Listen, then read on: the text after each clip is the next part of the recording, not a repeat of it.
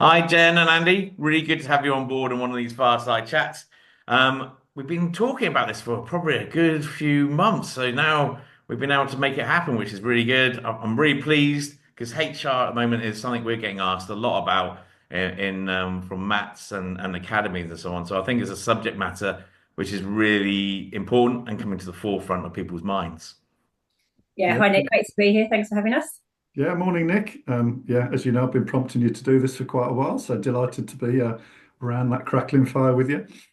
Yeah, for anyone who's listening, Andy and I have known each other for quite a while. Too long. Oh, thanks. Amazing. I thought a sort of starting point, really, it'd be really interesting to understand EPM and your journey a little bit because, like I said, I think HR is becoming to the forefront, I think, of people's minds. I Yeah, think everyone wants to understand the different types of solutions out there. And fundamentally, who are the different sort of businesses? But obviously, we want to focus a little bit on EPM at the moment. So it'd be really good to understand who is EPM and where have you come from? shall I start with that one, Andy?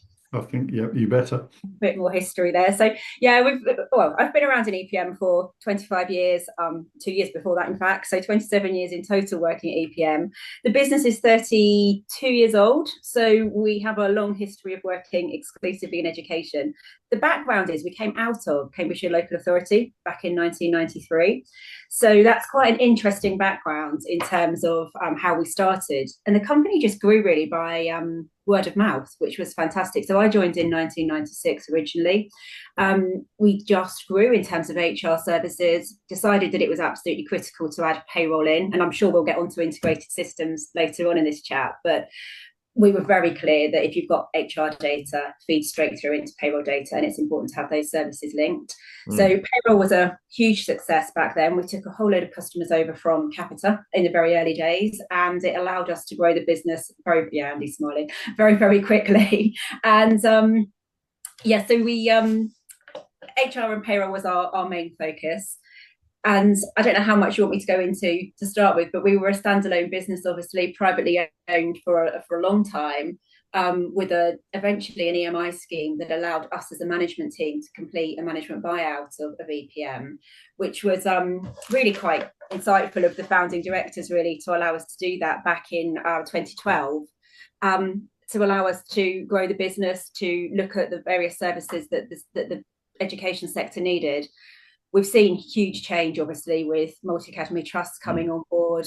Originally, we were only local authority and grant maintained schools. So we had to do a big change to be able to service MATs and trusts as they are now. And we've also had to really think around the technology which we operate with. And I'm sure we'll get onto that too. So 2012 was our management buyout, and then 2016 was the year where I was CEO at that point and decided that actually a standalone business was quite tough.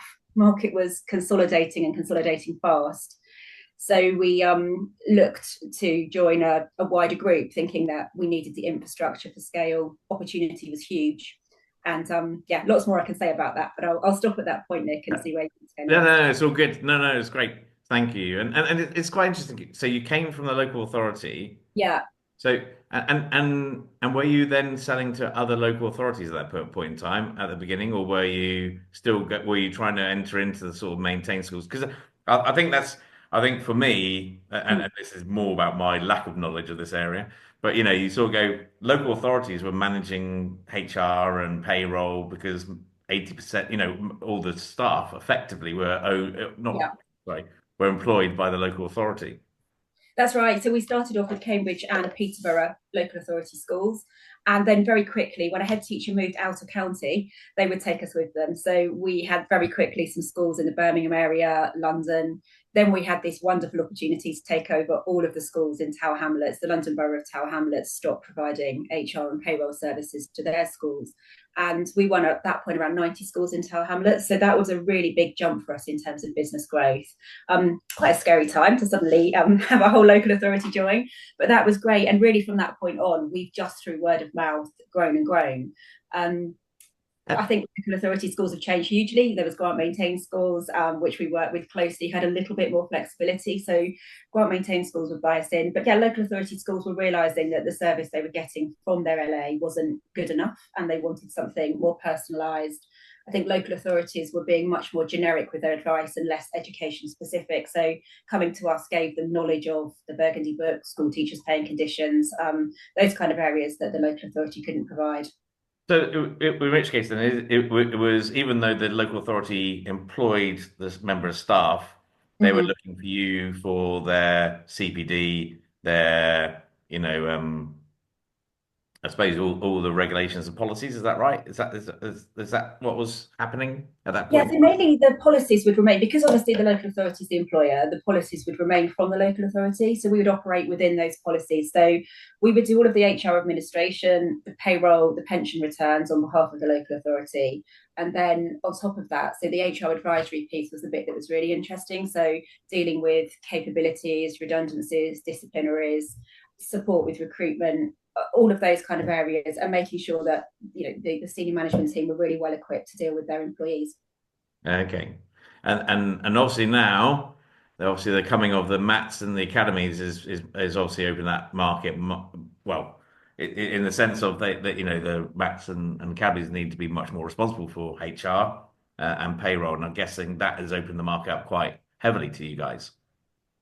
Oh, hugely. Yeah. I think for us, that sort of point of multi academy trust and the sophistication of the buying power of a multi academy trust. I know we'll come on to talk about technology a bit more, but just in terms of the EPM story, I suppose that's a big point as to why we decided to join Citation Group and sell as a business back in 2017.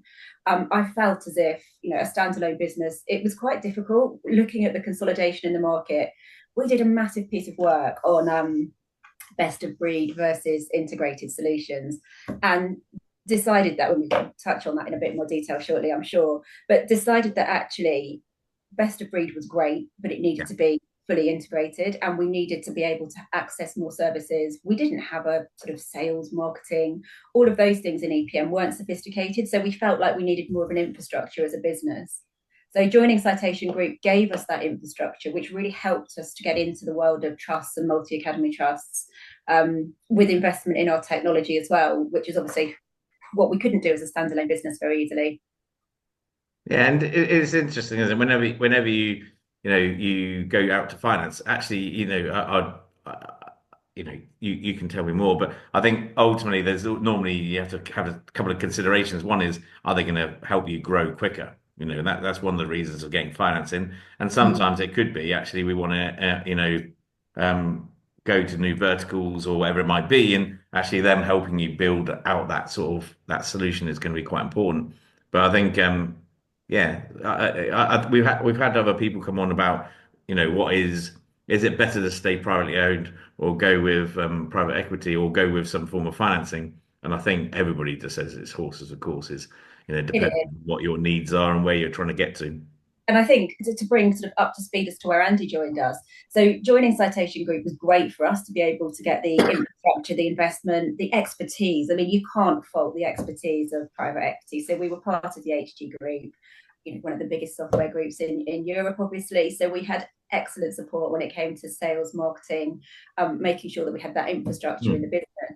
But actually, over time, they weren't education specialists, and over time, realised that actually education wasn't for them.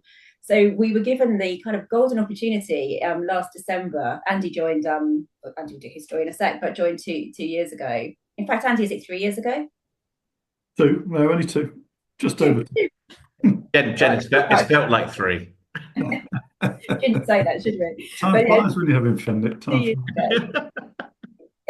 But we had this brilliant opportunity to take the business back out to be privately owned again in 2020, 23, wasn't it? December December 23. 23.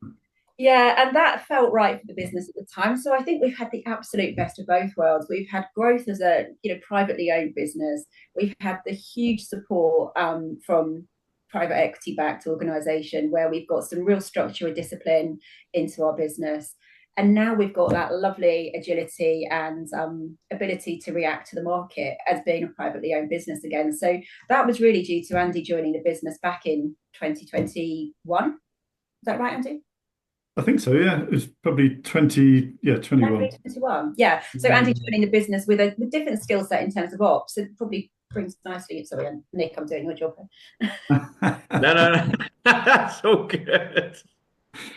Yeah, my background's in many ways similar, but also slightly different. So, way back when I was a much younger man with less grey hair, um, I was actually working at Birmingham City Council's education traded services part. We used to sell services into schools. We were a fully kind of profit making, not for profit, but we did make surplus, part of the council. And then the whole kind of IT function within the council was outsourced to Capita, which was how I started my kind of 14-year journey in Capita, during which time I got involved in building schools for the future, which was great, built a load of schools. And my background's much more technical, I suppose. So technical and operational rather than kind of HR and people. And again, probably the best part in my working career in Capita was obviously working with yourself as part of the Sims business, which actually was really interesting because having installed Sims from floppy disks way back when, Sims was something I knew really, really well. Huge market coverage at the time, still had a huge market share when I was running it as MD. And it was kind of the job I always wanted and a really interesting job at the same time. All good things come to an end. I left Capita and ended up going to work with HG Capital and was working in an accountancy firm called Assets. I've just noticed my water bottle's an Assets water bottle. And that was a consolidation of accountancy firms. So, 80 plus accountancy firms consolidated together. Well, what Jen mentioned earlier, which is where private equity brings some real expertise, is how to do these things, how to mature a business, how to grow a business, how to consolidate, all the things that you need to do in order to make that successful. So Jen mentioned, EPM didn't have a sales team. There was no kind of business development concept. It was all word of mouth and inbound. Well, actually, what the PE guys do is they bring all that skill to you. They bring things like project management. They bring things like these value creation schemes. All of that, you just don't have the ability or bandwidth to do as a small business. They inject these experts into you to then give you the bandwidth to make your business better, quicker, faster, stronger. Yeah. That was a transformation program in Assets, did that for a couple of years. And that is how the EPM story started. Got introduced to EPM, came and met Jen. Said you were only staying for 3 months, Andy. Can't get over that bit. I did only sign up for 3 months, partly because I was considering a lot of things at the time. We're hedging your bets. Hedging my bets. But actually, it's a much smaller business than I was used to working in. It was going back into education. Education draws me back in, and I think it draws lots of us back in because for me, in my career, I found it really interesting. I think people have this perception that education is a little bit backwards in terms of technology. In my experience of it, it's been exactly the opposite. Education can and will, make decisions, take risks, if you like, that corporate world will not. So they will try technology. Look at AI and how that's, perforating through education. People will give it a try. Whereas in corporate world, it's can't try that. We need to govern it. We need to control it. So that's what kept drawing me back in. Started with EPM and never left. Love working there. I loved being back in a smaller business, getting involved in everything, and being part of everything, and actually feeling like you can do something in EPM and a business that size, and you can see the change ripple through pretty immediately. Having gone through the MBO, I didn't have to think too long about it. I thought, best thing in the world is to be part owner of a business, right? And I think, Jen and I are a very complementary team. Jen said I brought a different set of skills. My background's very different. What my job was to really formalize the kind of art of operations. So that we actually make sure that I have these phrases that everybody knows and probably hates or loves. Who knows? And Chris Horn, if he ever sees this, will know this one. which is, what gets measured gets done. Actually knowing what we do and how we do it, and bringing that kind of professionalizing how we do stuff. Simple stuff. It's back to basics, and it's just customer service, but also understanding, how many people, how hard they're working. All that kind of flexible working bit is possible when you're doing all that. So it's kind of hopefully changed the business for the better.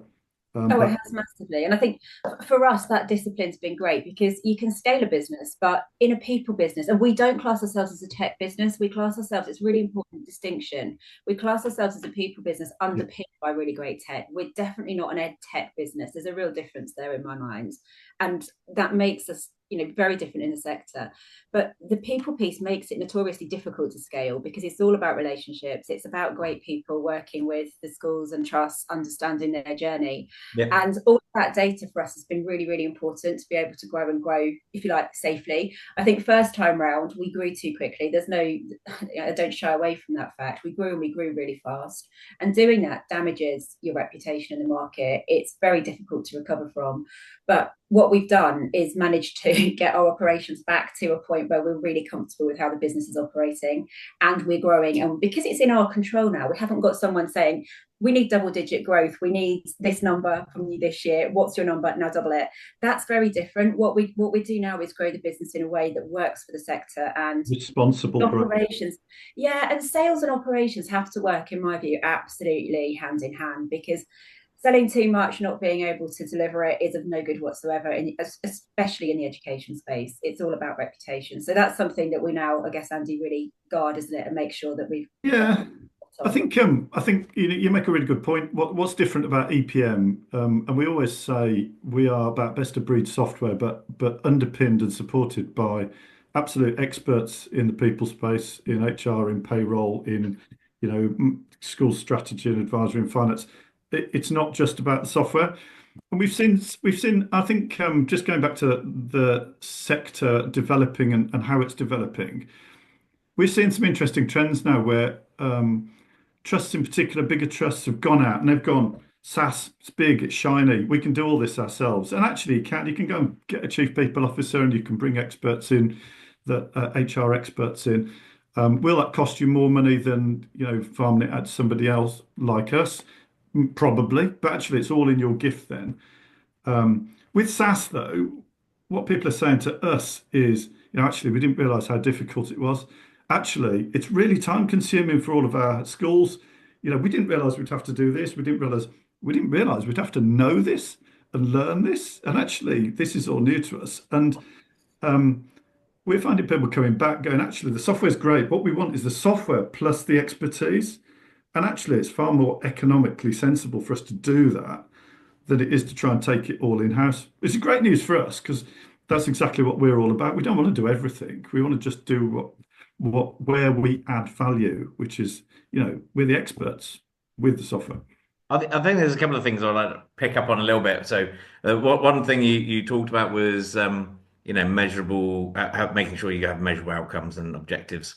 And I think that is really important for any company. We would advocate the same. I think you have to have a really strong vision and then make sure all strategies are behind that single vision. So everybody's working in the same direction. And I fully advocate that. I think that's a brilliant, brilliant place to be.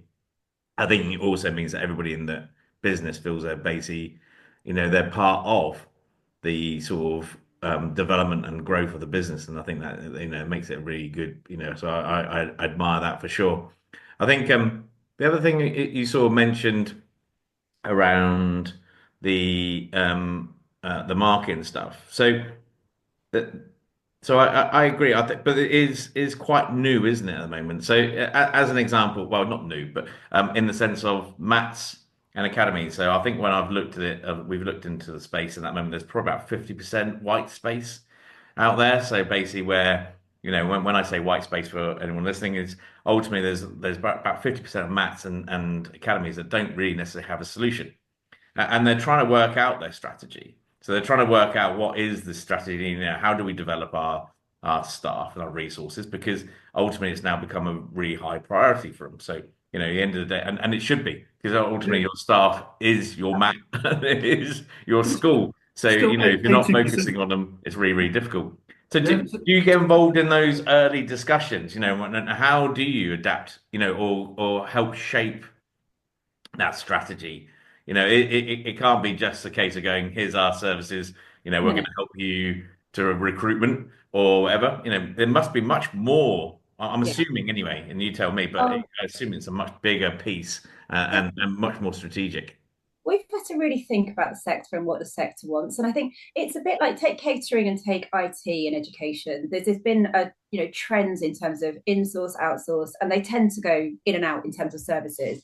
We strongly, strongly believe that with HR and payroll, the blended approach is the best one. So if you're a multi-academy trust or a standalone school, trying to do any of these things wholly in-house is really difficult because you've got to have, I always say you've got to have capability, you've got to have capacity for growth, you've got to have expertise, and trying to have people on the bench just in case you need them if someone's off sick, if someone's on maternity leave, really, really difficult. But I would always say with HR, it's really important that there is an HR director. We don't try and take away the services from a school or a trust and say, we think you should outsource everything. The culture, the values, the bit we hold really close at EPM, because to me, what makes EPM a great business is our people team and our culture and our, all of that stuff. A trust has to keep that. It can't be outsourced. So to me, there's a really great sort of blend of having on-premise resource when it comes to the HR director and the team and making sure that the culture and values is right. But actually, there's a whole load of stuff that they don't need to focus on in a trust. So the hybrid approach of partly outsourcing and partly keeping some of the services in-house is the right model. And I think we've spent a lot of time working through how we support and how we work with HR directors. Initially, it was a bit of a threat for us because trusts were coming along and they were quite big salaries actually for HRDs in multi-academy trusts. And there was a while where I was like, oh, this is actually our biggest threat. It's not local authorities, it's not private providers, it's insourcing. I no longer think that. I think we've worked out our products and services really well to work alongside what a trust needs so we can actually complement and we can make the HR director shine because we can be providing all of those services. We can sit and work out the term time only calculations, the contracts, make sure they go out on time, the pensions returns, the sickness absence meetings that perhaps might be more run of the mill. We can take that stuff to allow the HR director to really focus on strategy and what matters. So I like that concept of a blended approach. It's more partnership, I guess, as well then. Exactly that. we're not trying to take over. That's never the No, ambition. no. The ambition is to support, be a partner, and do the things that where we add most value and have the most expertise. I mean, just you mentioned pensions. Some of the horror stories with pensions that where people take it on and the messes they get into, and they're very emotive subjects as well. People come to work to get paid. They pay into their pension, so at some point they can draw it, and it's important stuff that you need to absolutely get right. Why would you risk that? Mm-hmm. We want to feel like an extended part of the team, as in Hmm. they can, I always sort of see this dashboard at different points in a trust journey. You want to dial up and dial down various different services. There's times when, ER work is really priority. You might have to make cost savings and redundancies. There's other times when you're focusing hugely on recruitment, retention. You may be working on a nice piece of people strategy work. And depending on where you are in your journey, EPM, because we have such a wide range of services now it was great acquiring Avec back in 2019 because it allowed us to be an education services business rather than just HR and payroll. Yeah. And it allows us to sort of dial up and dial down with the trust and work alongside them as their strategic partner, which is the bit that we found our space there. I think it's taken us a while to find that space, but I'm really pleased that we're there and we're sort of hand in hand with those trusts working through their journeys. Cool. And at the moment, though, obviously there's a big, you sort of touched on retention. So Yeah. there's obviously a big problem regarding retention at the moment in the marketplace and actually recruitment as well. Mm-hmm. Do you do you have some strong opinions about how Matt, or is it individual to each Matt or academy and the approach they take, or do you think there are some fundamentals which are causing this concern? Do you know, one of the things I hosted a session yesterday, a thought leadership piece on flexible working. And I think flexibility in education is a really, really interesting topic. We only had an hour on it. We could have spent a day on it. I had the chief people officer from Dixon's on there talking about the infamous 9-day fortnight. Fascinating, all the stats, etc., backing up the success of the 9-day fortnight. But I think each school and trust has to have its own strategy on this. I think there isn't a one size fits all, absolutely not. But what we see really interestingly on the kind of people strategy piece, which influences recruitment and retention, There's just loads of great work that goes on, but it's not well packaged. So Mm. if you look at any school or any trust, a small local authority school, right through to some of the largest trusts, who I would say now are focusing much more on the presentational aspect of this, they're not wrapping it up well, they're not presenting it. 80% of people said yesterday their job adverts don't mention anything around flexible working. But actually, if you talk to them, they've got some really innovative strategies around how they're, allowing teachers to bring their whole selves to work, and some of those buzz phrases that we're hearing at the moment. But it's not being captured well. So I think the presentation of that through, the people strategy work and the outputs from that are really important. I That's think the flexible working is really interesting, well, isn't it? Because how do you compete in a kind of the whole market out there? How do you compete for people to come into teaching when teaching is one of the few professions now where you can't actually flexibility isn't offered as a standard, so you have to be competitive with all the other sectors for those people, and making it work involves lots of other things as well. If you're going to offer flexible working, probably need to have a good look at how you manage your people as well. mm. I think in education there is often this reluctance, and we did a piece at the Schools and Academy show where we talked about professionalizing that management of people, and actually how you manage people, because that's all part of it, the positives of it. It's not all about the negatives, it's about the positives of actually growth and development, that career journey. Um, but until you do that and you actually train people up to do that and do it really well, then flexible working is quite an interesting challenge, isn't it? Because how do you do that and know that you're getting all those outputs from a 9-day fortnight? Mm-hmm. It's the data behind it. And I think that probably leads into the system piece as well, because as much as we can give great advice on those issues, unless we can prove some of those points through data, so are there more applicants per job? Is absence reducing, for example?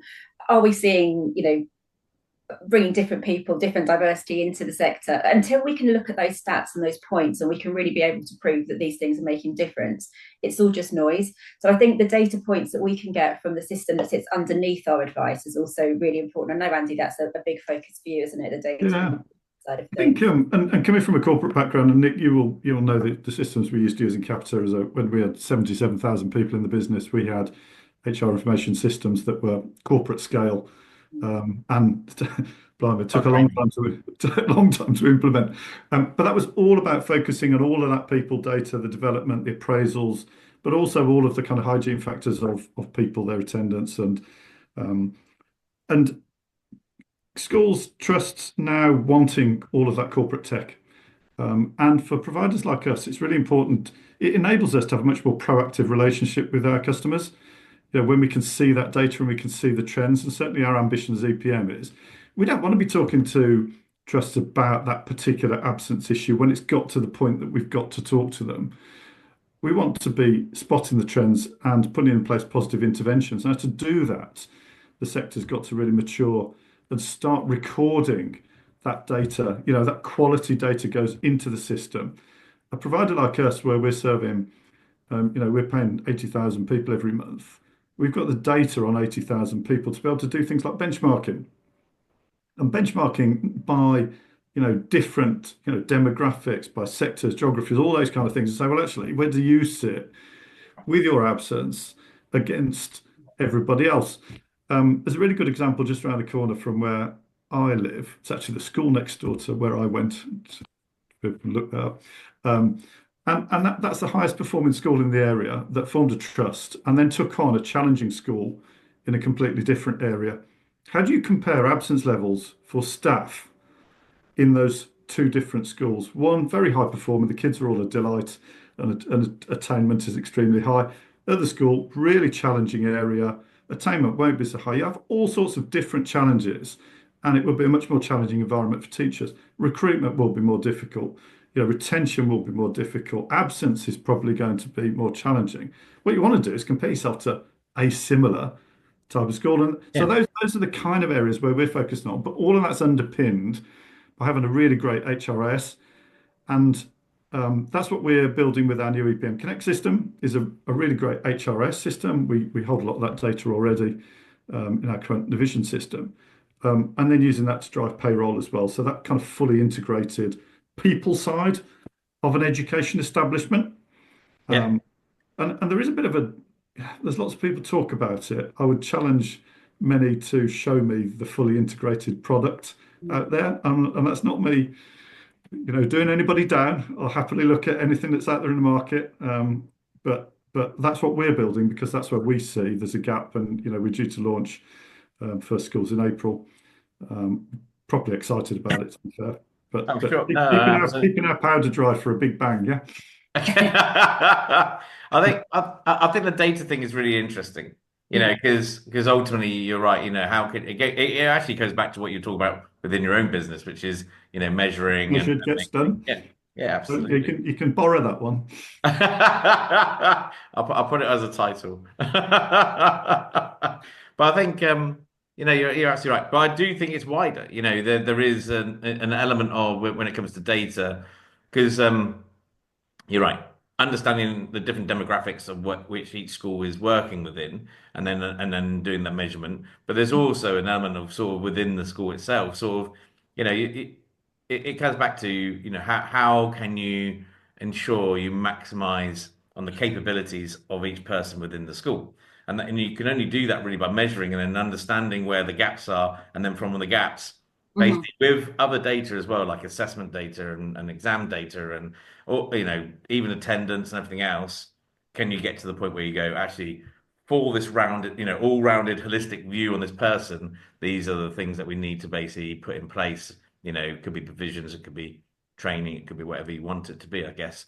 But Mhm. yeah, that's important. What's Are what you, so the question, I was just going to say what's really interesting with that. Just going back to what you just touched on.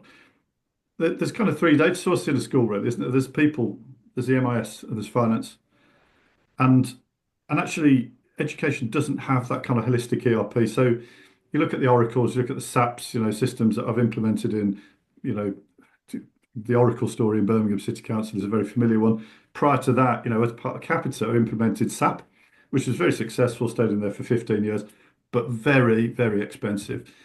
That was a fully integrated system covering all areas of the running of that organisation. We don't have that in education. So, going back to that point you just made, which is understanding the data and all of the different kind of interdependencies and interlinks, is a challenge. And again, it's something that all of the providers in the space, we're probably not as a sector doing as well as we could and should. We're still a little bit parochial. We're still a little bit adversarial is probably the wrong word. We're probably not as cooperative as we could be as a sector. What we want is we want to interact with all the MI systems so that we can see how that data flows. We can see the absence data and see how attainment is impacting absence in teachers, for example. And what we're seeing at the minute, you have to have something in the middle, like a tool in the middle that gathers all that data up. It's an area of the sector that I think really needs to develop and will mature really, really quickly. Now we've got things like AI, which make it all simpler than it ever has been. Yeah, we've been yeah. talking about the single source of the truth bit for ages, as in who the master data record that goes into the system. Where does it go in, and how does it flow through? Because if you go into any school or trust today, you'll probably find subtle differences in that data, and you will not find one common thread of data for one individual through every single system. The address, the date of birth, the NI number, the teacher reference number. Someone would have inputted a mistake somewhere in that number, and it won't be accurate. So for me to be able to, what we've been looking for a long time is single data entry point and a flow through all of the systems. And wherever that system is, whoever cracks that has won really in the sector, because that's what we don't have today. I think the systems that on the front, the facade of the system looks like it's fully integrated, but actually it's really light touch integration. Which way does the data need to go? Because generally speaking, it's easy to pull data into a system, but it's the validation rules that we get stuck on. Because for contract data, for example, you've got to have some really quite clever, and that's what we've done over like the last 30 years, really build up all of those validation rules in the data. And if you just push data in, it's quite difficult for the data to be validated through that criteria as well before it then gets pushed into the next system. And I think that's where it makes it even more complicated in education. I agree. I think AI will help. I think going forward into the Yeah. future, there'll be a bit more interpretation, I guess, of Yeah. that data. I think it's interesting because it also goes back to a point that and this is where the question comes from in some ways. But education. So that I found it really interesting, Andy, that you sort of said. that you think education is not say at the forefront, but it's basically driving technology forward. And I think it's really interesting because I was also told off on one of these interviews where I sort of went, I think education sometimes is not very innovative, and yet actually there is loads of examples, Good stuff. especially with teachers and stuff, where they are really innovative. And so I definitely held my hands up into that one. So I totally agree. But I do think there is still, and it comes back to what we just talked about with data as well. I think there's still an element where suppliers and educators aren't getting together enough. That the educators, and when I say educators, I mean maths, I mean schools, Mhm. they should be pushing suppliers and saying, look, we at the moment we have these main pain points, and some of those might be along the lines of financial, but rather than saying drop your prices, it should be a case of going, how are you going to make your solutions far more efficient? How are you going to make sure that actually us using you is going to help us in the long term with this financial burden that we have? And I think there's not enough of that in my view, where the suppliers should be going, this is the art of the possible. This is Mhm. new, this is what new technology can do. And actually, based on what you're just saying there, I think if we took this bit of technology with your pain point, I think we can find a solution. And I don't think there's enough of that Right. personally. So I do think there's an element, and it might be that it's still the same in other markets, but I just feel that we need to, and it comes back to the data point. I think we need to have open data as well. But I So think, so I don't know how you feel really about that. well, I was going to say one of the points we always make is 80% of a school's budget is spent on people. Yeah. And actually it hasn't received the attention that it should have done over the years. We've got incredible data. You and I used to talk about the data in Sims. We had this data set that covered the whole of the UK, secondary and primary sector. I think we were about 96% of primaries at the time. So we knew everything about everybody, but you couldn't use it, apart from for the purpose which was intended. That's rightfully protected. But I think it's it hasn't had enough attention, bearing in Mm. mind that it's 80% of the spend in a school. And actually, if we can be far more proactive with that, and that's certainly the ambition of EPM, then actually we can demonstrate the business case for the return on investment to say, well, actually, if you do this better, you only have to reduce absence in teachers by a bit. However you do that is going to be borne out by the data, whether that's flexible working or other initiatives. All of that's worth doing because it generates a huge return on investment. And I think that and collaboration to join the systems together hugely important, hugely important. Mhm. But I think what we see, Nick, is lots of trusts making quite expensive decisions when it comes to things like HRISs and various different systems, but not using three-quarters of the functionality. So they're buying it for the bells and whistles and the shiny features, but actually end up just implementing the very basic core because it's just too complicated. They don't have a project management team within the trust to do that. And actually, Okay. we know that implementing a new system is actually a complex process and it needs some high-level skills that probably don't sit within your average school or trust. I know some trusts are much more sophisticated on this front, but our premise is that when we sell our software, our new EPM Connect, it's out the box pre-configured. We spend time making sure we understand that trust, the nuances of all of their various terms and conditions, their policies, the rules that need to be operated within that trust, and give the software to the trust ready to use. And that's where we think we'll be different because we're saying, look, you've bought this. We don't want you to buy it and not use it. We want you to buy it and get the absolute best out of it. And to me, we just don't see that, Andy, do we, in the sector? No, I think we've talked to so many different trusts that have bought SaaS products, and most of it's on the shelf. Hmm. And what's the point in that? You buy it, or they buy it with a 3-year contract, and 2 years down the line, they're just thinking about implementing it. You've had it for 2 years and not used it, and I think there's maybe a little bit more, procurement sophistication required as well, and not been attracted to the new shiny quite as I think, much. but I still think so. I'll probably always back the bats and the caddies more than anything else, and Yeah. probably always have a bit of a poke at the suppliers. But for me, I think you're right. And Jen, your point, especially in the sense of we talk a lot about making things frictionless because Yeah. at the end of the day, mats and schools don't have time. Their time is spent rightly so in educating children. That's where That's the it. focus is, and making sure they're safeguarded and making sure, that the basically the business, the mats are running, in an efficient way. But Mhm. what they don't have is time where some supplier has gone in and gone, here's this product. You buy the product, and then they go, anyway, it's up to you to implement it. The thing is, what they want is to go, no, no, no, no, this should be so easy. It's either in Mhm. the solution itself, so it's so easy. I just literally have to click two buttons and gets me from A to B quickly. Or Mhm. sometimes, frictionless means you do need to hold the hands. You do need to basically help them implement it and be a partner. And I Mhm. think, and in fact, the partnering piece, I think, is far more important now than it's ever been, I think, in education.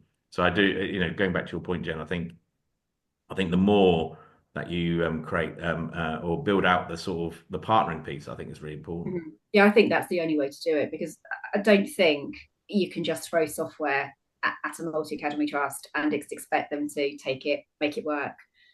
Unless, I mean, there are some trusts with some really sophisticated data teams now that are happy to Yeah. do that, but they're few and far between, and it's an expense that they shouldn't really have to hold within that trust. The suppliers should be able to do a lot of that work on their behalf. Yeah, and the only reason they've got those data teams as well is because the systems Don't work. don't work together, Yeah. and APIs are, in short supply, and there could be a very different, more collaborative approach. And I think it will come, but we're not quite there yet. And those data teams should be utilized in more higher value Mm-hmm. things, rather than just sort of going, oh, how do I implement this piece of software? It should be a case of going, do you know Yeah, what? The thing I need to understand, the insights I need to understand from all these systems is X, Y, and Z, and actually I can get that quite quickly. Mm-hmm. and I think partners, the word that you used and we would use, because partner is an ongoing relationship. It's an ongoing relationship beyond just selling that product and walking away, having made the sale and counted your commission. We're constantly engaged with our customers, and that relationship has to be a positive and strong one. Which is, being a responsible partner means, we sell stuff and we make sure you use it, and that's what it's all about. And if you're not going to use it, or you don't need it, because that's the other thing. Actually, do you need it? Are you going to use it? If you don't need it, we won't sell it to you. It's one of those, and neither should anybody else. But I think that's that's the point we would make, and I think you're making. I think there's two more really important questions I'd like to ask, if that's okay. So, and I appreciate your time. I know you're busy people. I think there's a couple of things I'd like to answer. So one is, so AI was massive in bet. So everyone was talking about AI. So I'd like to really understand your views on AI and where you think it's going to take us, in especially Yep. in your space. The second question I have is very much, where do you see like robotics as well? So as an example, and I was talking to James Browning on one of these the other day, one of the fireside chats. And if you look at it, and he could also see a place for this. So in Japan, as an example, there's a company called SoftCell. And what they're doing at the moment is they're putting robotics in certain classrooms and because for some children, and I'm not saying all children, but some children look at an adult and go, you're scary. So, or, I don't want to be told that I'm wrong or whatever it might be, intimidating and that sort of thing. Where do you see staffing, I suppose, as in the whole school go in the future, but also where do you see AI? So one bit more sort of both from future gazing, but one bit more technical and one bit more along the lines of where schools, Yeah. how it's going to be structured. Oh, the AI bit's fascinating. So we had a conference this week, our 2025 kickoff, and I decided to create an AI twin for Andy and I to open the conference, just to demonstrate to our staff the kind of ability to, within literally 15 minutes, to spin up an AI twin of the pair of us. It was a little bit cringy because I asked ChatGPT to create the script as well without any prompts. So it was just a standard script. Just to be clear, that wasn't me. Yeah, it was fascinating to do that, and we're really looking at how we can use AI in the back office to optimize the time that we've got over 200 employees, and it's important to us those 200 employees are spending as much time front of house as possible and not doing those things that important but don't add value to our customers, the schools and trusts we work with. So wherever we can do something in the back office, and we can use, I mean, we've used a bit of RPA previously in EPM for some of our very high volume kind of payroll and pensions processes. But for us, AI will change what we do. We're dipping our toe in the water at the moment. I can't sit here and say, look, we've cracked it and this is exactly what we're doing, but we're starting to use it through the business and seeing some excellent results that don't replace people. For us, it's really important. This isn't about, AI twins providing HR advice and chatbots doing the HR advice for us. If we think it's too highly nuanced for that in terms of the advice we give, but there's so much behind the scenes that can be automated and we can benefit from. And I think our aspiration is that AI allows us to push our advisors up the value chain, Yeah. because at the end of the day, I saw this in the accountancy sector as well. It was all about accountants being really comfortable with Excel spreadsheets. In our sector, what we don't want to be doing is the more mundane tasks all the time, because we don't necessarily need to do those. If we can leverage AI to make those much more efficient, they'll always have a human overlay because there's always so much level of interpretation, and there's always an element in our world of risk as well. And actually we're given advice, and that advice may be options, and that requires a person generally. But we are using it. We're going to use it increasingly. The AI twins are hilarious. And when you see what you can actually get out of a system on an iPhone in about 10 minutes, and It's incredible, isn't it? unfortunately, Jen is the keeper of AI Andy. Bad Andy. Bad Andy, she can make Bad Andy say anything she likes, which is quite scary. I'll send it Yeah, I'll use it with caution. But the bit we've got to guard is the emotional intelligence bit, because I think what AI will never do for us is I say never, who knows? But at the moment, what AI isn't doing for us is any of the emotional intelligence piece. And in the job we do, while we're supporting with humans in schools and the support they need, we absolutely need that human to human element. So to me, we guard that bit with our lives, and we automate the hell out of the back office. That's the best way to work with AI. And the other final thing on AI, which we're wrestling with at the minute, I'm sure everybody else is, if you stick stuff into the AI ether, what can you put in there? You need to be responsible with the data. It's not our data; it's data that belongs to our customers. You can't just stick it all into the ether and hope for the best. So there's a big question around all of that, which is the same question, Nick, that we asked ourselves when we were in Sims. And looking at all this data is, what can you use it for? That's going to be good for customers and the wider user base, and what can't you use it for? How do you have to use it? So that definitely needs answering. When it comes to robots, I don't know in our world, if I'm honest. I wish I could give you a really cracking answer. But physical robots in classrooms, and how would that impact us? Well, be a detrimental impact to our business, because I suspect that they wouldn't go off absent or or on the payroll either. go on shared parental leave and all that kind of stuff that we have to do. You never know. But no, I think we're open to that, and I think the key thing is that we've got to, as a business, and we always have done this, keep an eye on what's coming. Don't be surprised about what's coming, and look at the opportunities and everything to make sure that we can be there to support, because it brings different challenges. It's not, the work doesn't go away, the challenges just change. And for us, it's about keeping on our toes, looking at the future, and making sure that we're ready to support the schools and trusts we work with whatever's around the corner. And if that's robots, then we will work out what that means and what support they need, and how it will be different policies, different procedures, all sorts of things to consider. But we need to be on our toes to respond. Sorry, I was just going to say, I think it's very. I agree with you. I think it will just evolve. I think when I was talking to James about it as well, the thing is, it won't take away from teachers, and it won't take away from other people who need to support teachers. In fact, all it will be is another element of data, really. Because that data still needs to be fed back to the teacher to be able to then go, oh, okay, so that's what the child asked for, or that's what, it's almost like a front end to more data, really, I think. Data. I know. All about the data. I think it's all about it. I think it's very important. The trouble is, I think, obviously, Me too. I'm going to say that, and I know you're going to say that as well. Yeah. But with people, I think the key thing is you can never look at data out of context. You've always got to look at the human elements of data, because you can make some really cranky assumptions if you just work on data without the human overlay. That would be my takeaway. Yep. Cool. I've got one more question. Sorry, I'm going to add one more, and this is going to be one I'm just sort of thinking about. So where's your future? So I'm going to ask you one more. I apologize, we're just about running over and stuff, but I would really like to understand. So you talked about your basic putting something out in April, which is a combined solution regarding HR and payroll.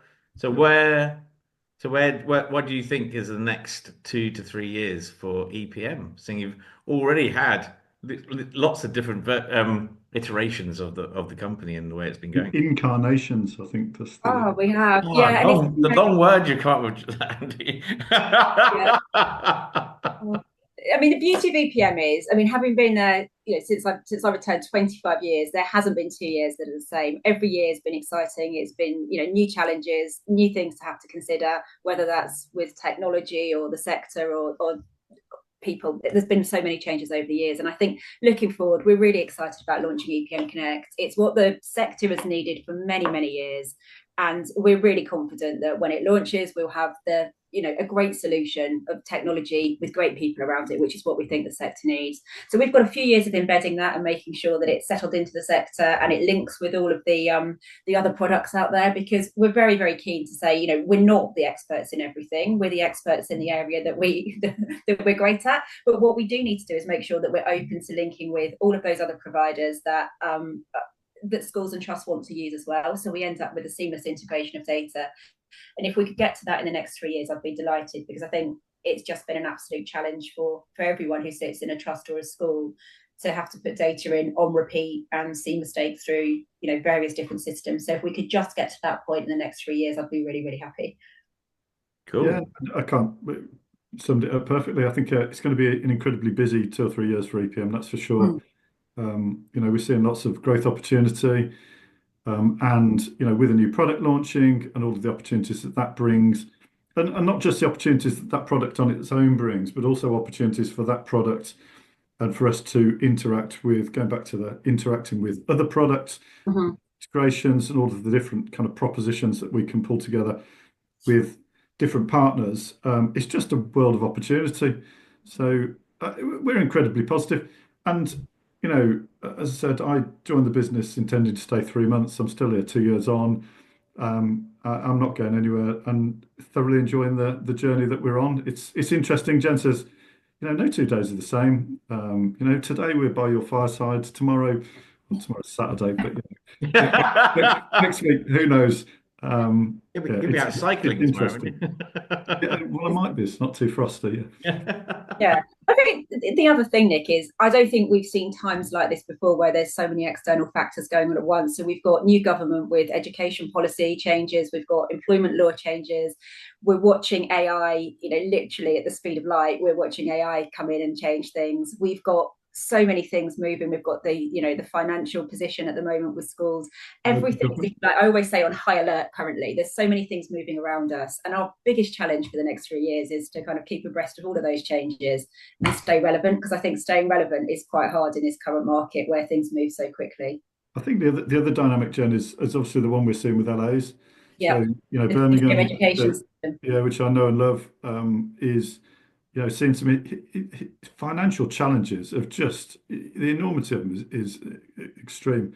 So 168 million, I think they've got save again this year. What they've done is they're pulling back to essential services only. HR and payroll services will no longer be provided by the council, and 240 schools have come to market having to find another provider. That will be repeated, as other authorities have always watched Birmingham. So what Birmingham does, everybody else can do. It happened with Tower Hamlets. So that's another dynamic that is not about academisation, but is about a change in the provision to local authority schools. And probably why there's a lot more noise as well, I'm guessing, with the mats and the academies and so on. Yeah. Oh man, lots to change, lots to go on, lots of change happening, and lots of fundamental excitement as well, which is good. Yes. Exciting times. It is exciting times. I always say this, though. I always say, "Oh, it's exciting times," and it always is. That's It always is, education. though. It always is. It's innovative education. That's exciting. Well, I'm looking forward to seeing the Andy bot. That'd be really interesting.